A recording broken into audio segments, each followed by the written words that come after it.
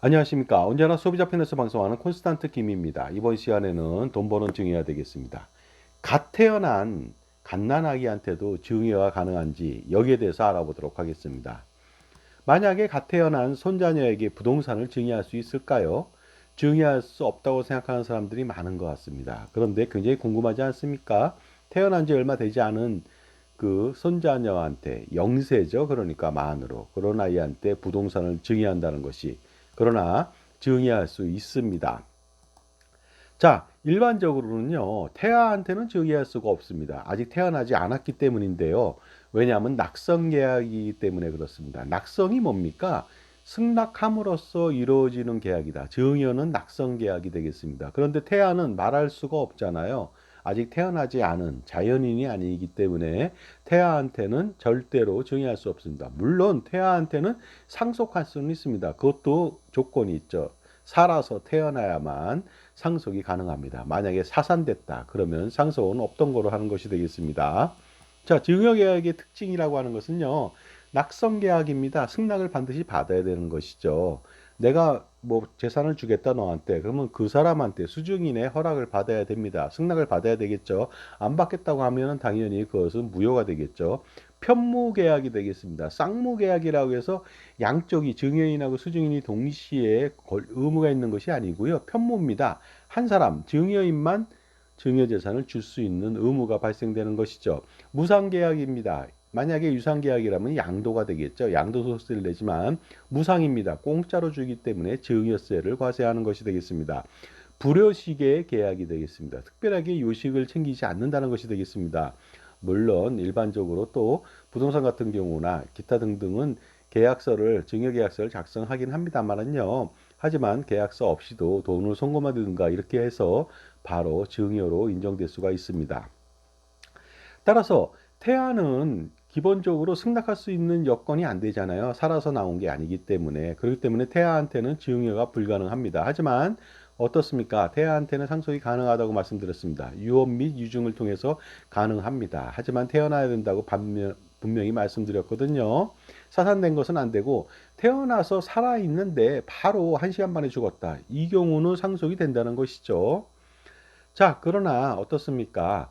기본적으로 그 갓 태어난 손자녀한테는 증여가 가능한 것이 되겠습니다. 왜냐하면 살아있는 사람이고요. 태어난 사람이고 자연인이 되겠습니다. 그러다 보니까 모든 재산을 갓 태어난 자녀한테, 손자녀한테 증여가 가능한 것이 되겠습니다. 이때 증여 재산은요. 부동산도 될 수 있고 주식 및 비상장 주식도 될 수 있고 현금 등도 가능하겠습니다. 영세한테 증여한 통계 좀 알아보겠습니다. 엄청나게 많습니다. 영세 자녀 증여 최근 5년 동안 무려 2,829명한테 증여를 했습니다. 증여 재산가액도요 2,754억 원 됩니다. 그러니까 어떻습니까? 2,829명은 태어나자마자 금수저가 된 것이죠. 그리고요, 영세 1인당 평균 증여재산 금액이요, 계속 늘고 있습니다. 2020년도에 8,100만 원, 21년도에 9,400, 2022년도에 9,600만 원, 그 다음에 2023년도에 9,670만 원으로 지속적으로 금액이 늘고 있습니다. 이것은 무엇을 반증하냐면요, 노노상속을 피하기 위해서 태어나자마자 바로바로 준다는 것이 되겠습니다. 그래서 어떻습니까? 2023년도 미성년자 만 18세 이하자한테 증여를 하는 경우를 좀 알아보도록 하겠습니다. 그 14,094명한테 증여를 했습니다. 그래서 재산가액은 1조 5,803억 원이나 됩니다. 그리고 최근 5년 동안 증여세를 신고한 미성년자가요, 무려 7만 4천여 명 됩니다. 증여재산가액이요, 엄청납니다. 8조 2천억 원 이상이 되거든요.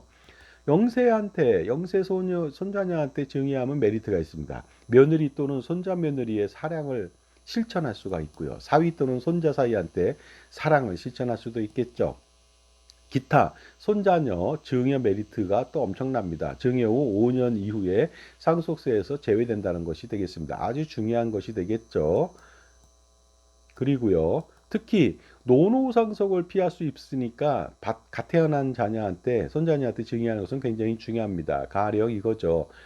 70세 대신 할아버지가 손자녀한테 증여를 합니다. 그때 자녀 나이가 40세라고 한다면 나중에 할아버지가 100살을 살았다. 그랬을 때 자녀는 70세 이상이 될 수가 있거든요.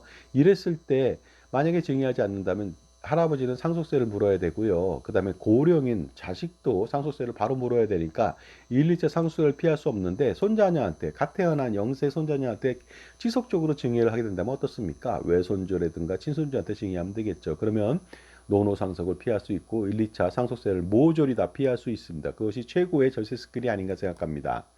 그리고 또 중요한 것이요. 장애인 손자녀인 경우에는 비과세 증여를 추가적으로 할 수가 있습니다. 굉장히 효과적이죠. 장애인 자녀한테 신탁을 한다면 5억 원까지 과세가액 불산입으로 비과세가 될 수 있고요.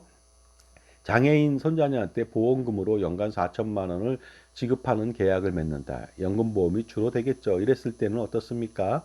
비과세가 됩니다. 그러다 보니까 장애인당 약 15억 원가량을 비과세로 증여할 수가 있습니다. 장애인한테 연금을 매년 4천만 원 이하로 증여한다는 것은요.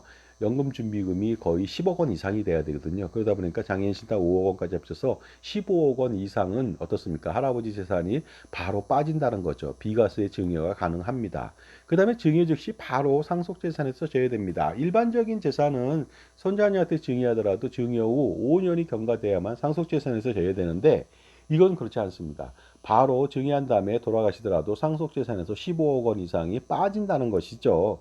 굉장히 큰 메리트가 아닐 수 없습니다. 그리고 추가적으로 증여를 하더라도 합산하지 않습니다. 비과세는 비과세고요. 추가 증여에 대해서는 별도로 또다시 그 별도로 계산해서 환출하면 되겠습니다. 그러니 최고의 혜택이 아닐 수 없겠습니다. 그런데 손자녀 증여 시에는 문제점이 발생할 수가 있습니다. 그것은 손자녀가 어리기 때문에 자산 운영에 문제점이 있고요. 손자녀가 갑자기 부자가 되면요. 어릴 때부터 부자가 된다. 이게 좋은 것은 아니죠. 손자녀의 자립정신을 훼손하거나 되바라질 수가 있다는 것이죠. 그렇다면요. 고민이 많겠죠. 하지만 어떻습니까? 일반적으로 이것을 고민해서 성년이 된 다음에 가정을 이룬 다음에 손자녀한테 증여하겠다. 이러면 시간이 너무 늦습니다. 절대로 그러면 안 되죠. 그러니 어떻습니까? 영세인 손자녀한테 증여하더라도 현명한 증여 전략이 필요하겠죠. 지금까지 제 정보가 도움이 되신다면 무료 구독하고 좋아요 부탁드리고요. 멤버십 회원가입을 통해서 프리미엄 동영상 서비스를 받아보시기 바랍니다. 엄청난 혜택이 쏟아집니다. 자, 그렇다면요. 그 현명하게 증여하는 방법, 손자녀한테 증여하는 방법은요. 확실하게 상속세를 줄여주고요. 없앨 수 있고 평생 재산권을 행사하는 이러한 동시만족을 노리면 됩니다. 그래서 콘스탄트 김의 현명한 증여 3종 세트를 실행하면 되겠습니다. 첫 번째는요. 콘스탄트 김의 파셜 기프트가 되겠습니다. 그래서 부동산 중에 부분 증여하는데요. 빌딩 중에서 토지분만 증여하는 것이죠. 그러면 손자녀는요. 토지 알짜배기를 받았지만 그 지상권이 할아버지한테 있으니까 어떻습니까? 재산권을 평생 행사할 수가 없습니다. 대출 및 매도할 수 없습니다. 왜냐하면 지상권자의 허락을 받아야 되거든요. 또한 동시에 콘스탄트 김의 수렴청정 증여를 통해서 증여약정을 맺는 것이죠. 그러면요. 증여 후 해당 부동산이나 뭐 현금에 대해서 매각 관리, 임대 관리, 자산 관리는 전적으로 할아버지한테 맡긴다. 증여인한테 맡긴다. 위임한다. 그렇지 않았을 때는 계약이 취소된다. 증여 계약 취소된다. 이런 식으로 한다면 증여 후에도 그 재산을 할아버지가 핸들링할 수가 있겠습니다. 그리고요. 콘스탄트 김의 넥스트 제너레이션 플랜을 한다면 증여 후 세후 자산을 손자녀 법인의 가수금으로 놓고 할아버지도 가수금으로 넣는다면 아주 효과적이 되겠습니다. 그래서요. 일반적으로 NGP 플랜 다시 한번 말씀드리면 이제는 개인이 투자하면 안 되고요. 개인이 절세하면 안 되겠습니다. 법인을 설립하셔야 되겠죠. 개인의 분신, 화신, 아바타인 법인을 설립해서 운영하면 효과적으로 종소세라든가 건보료라든가 아니면 증여상속세를 완벽하게 줄일 수가 있습니다. 물론 투자 성과에 대해서도 세금이 대단히 절세할 수 있죠. 법인세 절세를 통해서. 그 다음에 법인에서의 모든 비용들을 대부분 다 비용 처리 받으니까 훨씬 더 효과적입니다. 그것이 바로 콘스탄트 김의 NGP 플랜이 되겠습니다. 100년 동안에 모든 세금을 줄일 수 있습니다. 이런 방법 있습니까, 여러분들? 저는 있습니다. 콘스탄트 김의 바로 NGP 플랜을 통해서 가능합니다. 손자녀 법인 반드시 설립하시고요. 대표이사로 할아버지, 할머니, 아버지, 어머니가 대리해서 하면서요. 상속세 걱정은 전혀 없고 죽을 때까지 재산권을 놓지 않고 어떻습니까? 평생 호령하면서 자녀들의 사랑과 존경을 받을 수가 있습니다. 투자도 당연히 100년 동안에 엄청나게 효과적으로 하면서 세금도 거의 내지 않겠죠. 적게 내겠죠. 자, 그러니 100년 동안에 할아버지, 아버지, 손자녀 3대에 걸쳐서 100년 되게 자자손손 플랜을 반드시 실행해 보시기 바랍니다. 최고의 솔루션이 아닐 수 없습니다. 지금 바로 실행한다면 현명한 할아버지, 할머니, 아버지, 어머니가 되시는 것이죠. 자산 가라면 엄청난 고민들이 이렇게나 많습니다. 엄청나지 않을 수가 없는데요. 이것들 한 방에 해결하시기 바랍니다. 콘스탄트 김의 현명한 증여 3종 세트를 실행하면 되겠습니다.